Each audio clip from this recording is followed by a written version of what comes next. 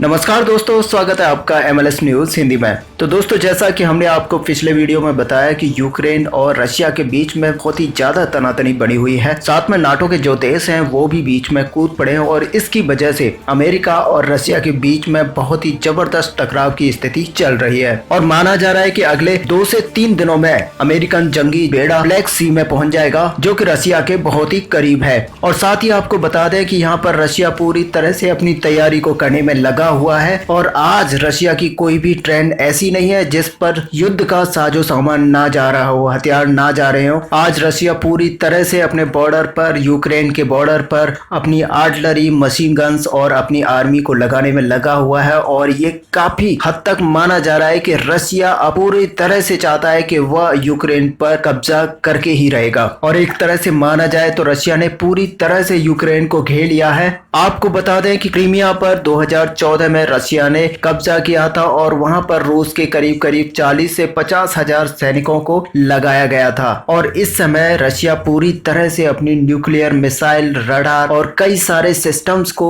Ukraine के border पर तैनात कर रहा है। साथ ही बड़ी मात्रा में अपनी आर्मी को तैनात कर रहा है। और आज यूक्रेन के बॉर्डर पर जो स्थिति बनी हुई है उससे रशिया पूरी तरह से मुस्तैद है और अपने सैनिकों की वहां पर तैनाती कर रहा है। साथ ही हथियारों और सारे साजो सामान की स्थिति वहां पर बढ़ा रहा है। और आपको बता दें कि डोनबास का इलाका जो कि यूक्रेन में पड़ता है, वहां पर भी रशिया पूरी तरह से अपने सैनिकों की, हजारों सैनिकों की संख्या को बढ़ा रहा है। साथ ही मिसाइलों को रशिया पहले से ही तैनात कर चुका है। और अब दोस्तों, इसके जवाब में अमेरिका पूरी तरह से उतर आया है और तुर्की ने अभी अभी ये कंफर्म किया है कि अमेरिकन जो जंगी बेड़ा है वो बहुत ही जल्दी 2 से 3 दिन के अंदर ब्लैक सी में पहुंच जाएंगे। और ब्लैक सी रशिया के बहुत ही करीब पड़ता है, जहां से वो रशिया के बिल्कुल मुहाने पर जाके खड़े हो जाएंगे। और एक तरह से जो तुर्की का कंफर्मेशन आया है वो इस वजह से भी अहम है क्योंकि तुर्की का जो इकोनॉमिक जोन है उससे होते हुए गुजरेंगे ये सारे जंगी बेड़े। और स्थिति दोस्तों अब ऐसी बन चुकी है, पूरी तरह से जंग के हालात बन चुके हैं। और यूरोप के ज्यादातर देश, खास करके फ्रांस और जर्मनी, अपने अपने स्तर पर तैयारियों में लगे हुए हैं। साथ ही फ्रांस ने तो अपने सेकेंड स्ट्राइक की कैपेबिलिटी को भी चेक किया था और बड़ा ही युद्ध अभ्यास किया था। असल में स्थिति अभी बहुत ही ज्यादा गंभीर है क्योंकि कुछ विशेषज्ञों का मानना है कि जिस तरह का सैन्य जमावड़ा रशिया कर रहा है, इससे पहले कभी भी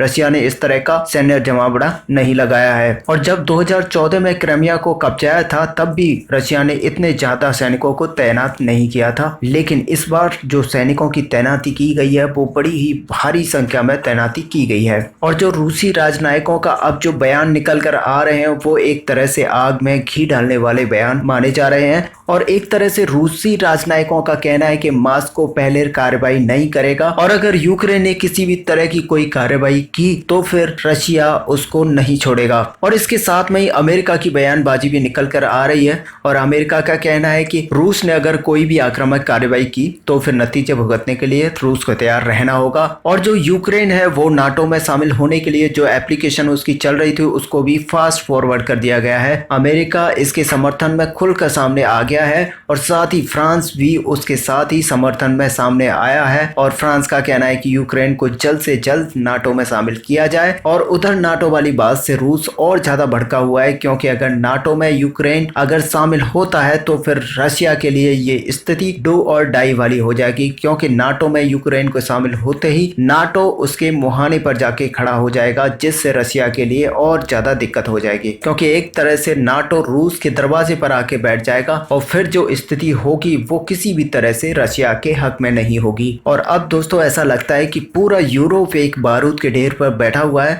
और वहां पर थोड़ी सी चिंगारी लगते ही बस पूरा यूरोप जलकर भस्म होने वाला है। और कोई छोटा सा अगर कॉन्फ्लिक्ट होता है तो वो पूरी तरह से यूरोप के देशों को बर्बाद कर देगा। वहीं आने वाला जो 1 से 1.5 हफ्ता है वो बहुत ही ज्यादा महत्वपूर्ण होने वाला है। साथ ही देखना होगा कि इसमें रशिया क्या एक्शन लेता है, साथ ही अमेरिका क्या एक्शन लेता है। वैसे दोस्तों आपका क्या मानना है, क्या रशिया को पीछे हट जाना चाहिए? आप हमें कमेंट में लिखकर बता सकते हैं। वीडियो को लाइक और शेयर करना ना भूलें। मिलते हैं नेक्स्ट वीडियो में, तब तक के लिए जय हिंद।